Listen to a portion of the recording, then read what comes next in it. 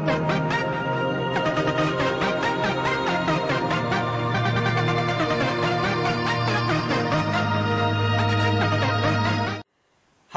and welcome to this video about the Fluval Edge cons.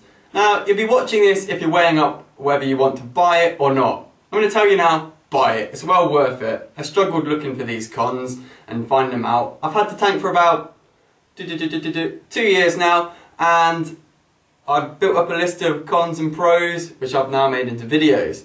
And here's a list of the cons.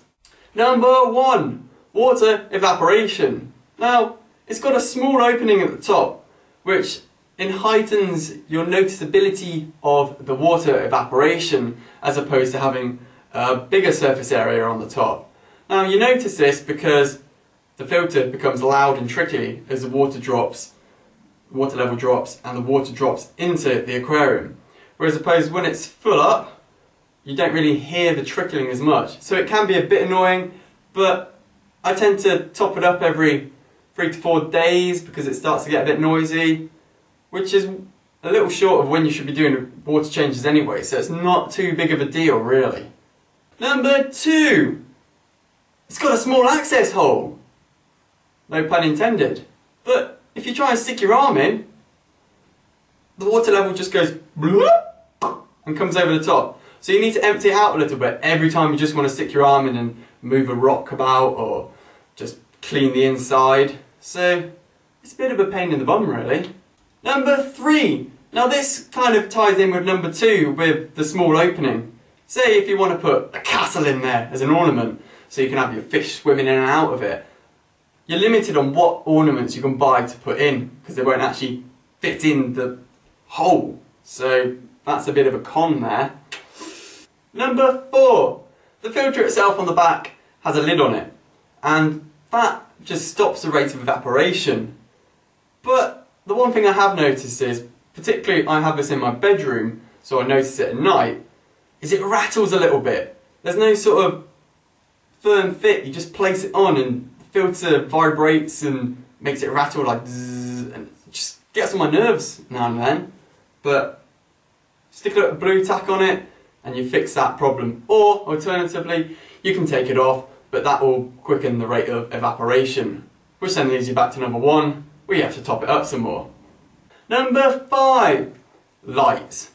Now, my Fluval Edge came with halogen lights, and to put it frankly, they are rubbish. They are dim, the bulbs go quicker, they make spotlight effect inside the tank, and they're just not very good. So just replace them with LED lights and that should fix that problem. I've made a video on that, so be sure to check that out on my channel. Number 6. It's a small tank. Therefore, you're limited from what stock you can put inside it. So, if you want fish in it, you kind of have to have a small shoal of tetras, like 5. You can't have too many. And obviously if you buy small fish you have to allow them to grow, so be sure you do your research on how big the fish grows before you put it in. Ideal for shrimp though, the Fluval Edge, ideal. Get some shrimp, there you go, sorted. Oh! Number 7, going back to water evaporation. On the lid, but keeps it all nice and tidy on top, there's a slight mesh on top. Now, the water evaporates through there, and I've noticed some sort of algae and mould growth inside the lid, which is a bit annoying and disgusting, but if you do your maintenance and give it a wipe every week or so, then that should keep that down. So that draws this video to an end, and that's all the cons of the Fluval Edge.